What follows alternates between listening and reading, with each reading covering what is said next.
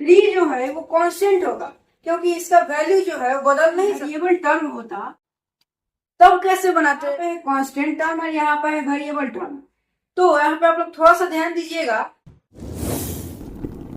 Hello दोस्तों, स्वागत है आप लोग का अलजेब्रा के पार्ट 2 वीडियो में। अगर आप लोग पार्ट 1 नहीं देखे हैं तो डिस्क्रिप्शन में लिंक डाला है, वहां से आप लोग जाके देख सकते हैं। तो पार्ट 1 में मैंने कांस्टेंट एंड वेरिएबल का चर्चा किया था और सब का भी चर्चा किया था, लेकिन इसको पहले हम लोग समझते हैं कांस्टेंट एंड वेरिएबल।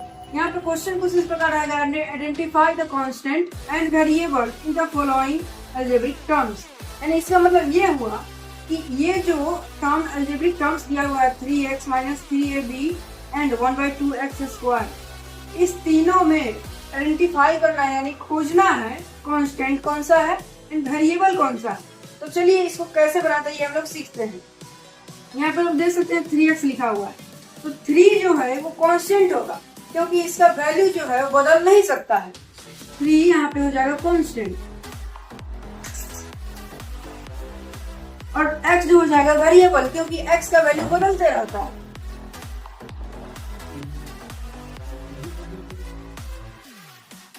अब जैसे कि यहाँ पर देख सकते हैं -3ab, तो इसमें क्या होगा, ये जो 3 आप लोग को दिख रहा है ये 3 कांस्टेंट हो जाएगा कुछ इस प्रकार, जो क्वेश्चन नंबर मैंने 1 में बताया। और ये ab जो है वो ये वेरिएबल हो जाएगा। वैसे ही ये 1/2 जो है ये कांस्टेंट हो जाएगा और x स्क्वायर जो है ये वेरिएबल हो जाएगा। तो अब हम लोग समझते हैं कि अगर कांस्टेंट की जगह वेरिएबल की जगह कांस्टेंट टर्म होता एंड वेरिएबल टर्म होता तब कैसे बनाते इस सभी क्वेश्चन।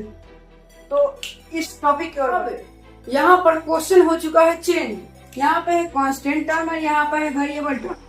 तो यहाँ पे आप लोग थोड़ा सा ध्यान दीजिएगा कि यहाँ पे टर्म्स आ चुका है, तो इस कंडीशन में कैसे बनाते हैं। तो ऐसे बनाते हैं, यहाँ पे मैं आप लोग को बता रहा हूँ कि अगर कांस्टेंट टर्म बोले तो आप लोग कोई भी नंबर जानते हैं, अगर कोई भी नंबर जैसे 4 हो तो उसके पीछे प्लस छुपा रहता है, ये आप लोग जानते हैं।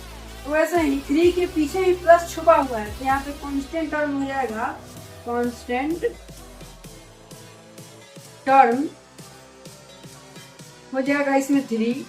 एंड वेरिएबल टर्म बोले तब क्या करेंगे, वेरिएबल टर्म देखिए वेरिएबल अगर टर्म बोले तो ये 3 और x को दोनों लेना है, तभी वेरिएबल टर्म सही माना जाए। अब यहाँ पे आप लोग देखिए, एक बात आप लोग गौर किए होंगे, तो मैंने अभी जो थोड़ा देर पहले मैंने बोला था कि ये हो जाएगा कांस्टेंट, तो मैंने इस माइनस जो दिया इसका कोई चर्चा नहीं किया। इसलिए नहीं किया था क्योंकि अभी इसका मैंने अगर बोल दिया तो ये आता कांस्टेंट टर्म। तो यहाँ पे क्वेश्चन दिया हुआ है 3 - 3ab, तब इसमें क्या करेंगे, इसमें यही करेंगे कि -3 है ना, इसको लेंगे कांस्टेंट टर्म,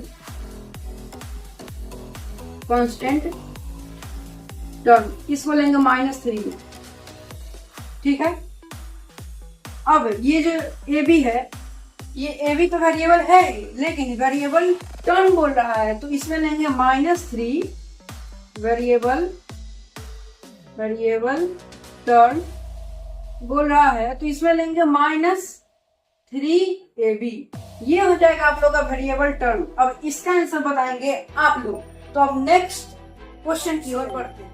यहाँ पे क्वेश्चन है कि right the coefficient of the given factors in the following monomials. ये सभी में एक टर्म है, इसलिए यहाँ पर मोनोमियल लिखा हुआ। अब क्वेश्चन यह आ रहा है कि 17x में x का कोएफिशिएंट क्या होगा, 5xz में 5x का कोएफिशिएंट क्या होगा, pq में -pq का कोएफिशिएंट क्या होगा एंड xy में xyz का कोएफिशिएंट क्या होगा। तो इसको निकालने के लिए छोटा सा प्रोसेस नहीं है, छोटा सा दिमाग छोटा सा एकदम लगाना है कि ये जो 17x है इसमें क्या कर रहा है, x का कोएफिशिएंट, तो इसमें ऐसे x हटा देना है, 17 हम लोग कैंसिल हो जाएगा। 5x है, इसमें 5x को हटा देना है, कितना बचेगा, सिर्फ यहाँ पर बचेगा z हो गया कोएफिशिएंट, pq -pq है, तो इसमें क्या करेंगे, इसमें हम लोग pq को हटा देंगे, तो माइनस तो हम लोग नहीं लिख सकते हैं, माइनस को लिख देंगे। ओके, xy अब यहाँ पे एक्स वाई है, एक्स वाई को हटा देंगे, जेड में। बस इतना ही कुछ करना था इस समय, और ज्यादा कुछ करना भी नहीं था।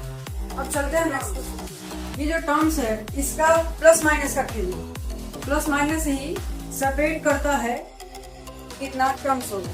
तो यहाँ पे क्वेश्चन लिखा हुआ, name the following algebraic expressions according to the number of terms present in them. ठीक है, यानी इसका मतलब हुआ ये जो अलजेब्रिक एक्सप्रेशन दिया हुआ है 1 2 3 4, ये जो अलजेब्रिक एक्सप्रेशन दिया हुआ है इसमें कितना टर्म है एंड कौन सा टर्म है, बाइनोमियल, ट्राइनोमियल, क्वाड्रिनोमियल, कौन सा टर्म है, ये आपको पता लगाना है। कैसे पता लगाएंगे वो मैं आप लोग को बताता हूँ। ये रहा प्लस, ये रहा माइनस। अब यहाँ पे आप लोग ध्यान से देखिए, पहला नंबर क्वेश्चन में यहाँ पे है माइनस, ठीक है, और प्लस माइनस ही सेपरेट करता है। तो पहला टर्म कौन सा हो जाएगा, ये टर्म हो जाएगा। दूसरा टर्म 3y स्टार्ट हो जाएगा। तो कितना टर्म हुआ इसमें, कुल 2 टर्म हुआ, और इसको क्या बोलेंगे, बाइनोमियल बोलेंगे। ठीक है, अब दूसरा नंबर क्वेश्चन में देखिए 5x³ y² z, इसमें कितना टर्म, इसमें ना प्लस है ना माइनस है, तो इसमें एक ही टर्म होगा, 1 टर्म। और 1 टर्म हुआ तो इसको क्या बोलेंगे, इसको बोलेंगे मोनोमियल। ठीक है, अब यहाँ पे देखिए 7xy, 7xy है, इसमें कितना टर्म, इसमें ही प्लस माइनस नहीं है, तो इसको बोलेंगे 1 टर्म। इसमें भी एक टर्म है एंड इसको क्या बोलेंगे, इसको भी बोलेंगे मोनोमियल। अब यहाँ पे है एक बड़ा सा क्वेश्चन है, लेकिन आंसर एकदम छोटा सा है। तो यहाँ पे 6 into p plus q into r plus r into s by 7, इसमें कितना टर्म है, इसको पता लगाने के लिए आप लोग को कुछ नहीं करना है, बस प्लस माइनस के ध्यान रखना है। इसमें प्लस कितना है, ये इंटू है, काम नहीं होगा, इसका भी काम नहीं होगा, एक प्लस है, तो एक पहला टर्म ये हो जाएगा। ठीक है, फिर दूसरा टर्म जब यहाँ से स्टार्ट होगा, यहाँ तक प्लस है तो दूसरा टर्म ये हो जाएगा, फिर तीसरा टर्म यहाँ पर प्लस है, यहाँ से हो जाएगा, फिर तीसरा टर्म ये हो जाएगा। अब एक बात बताइए, बाई 7 जो है इसका लिखने का मतलब क्या है, डिवाइडेड 7, यानी डिवाइड का तो साइन आ गया और हम लोग का सिर्फ प्लस माइनस ही काम करता है, इंटू और डिवाइड काम नहीं करता है। यानी इसमें कितना टर्म हुआ, 3 टर्म हुआ। लंबा करते हुए वीडियो को यहीं पे करते हैं एंड, और अगले पार्ट में यानी पार्ट 3 में आप लोग को क्वेश्चंस और बताऊंगा और कैसे बनते हैं। तब तक के लिए लाइक करिएगा, सब्सक्राइब करिएगा एंड कमेंट करिएगा। Thank you.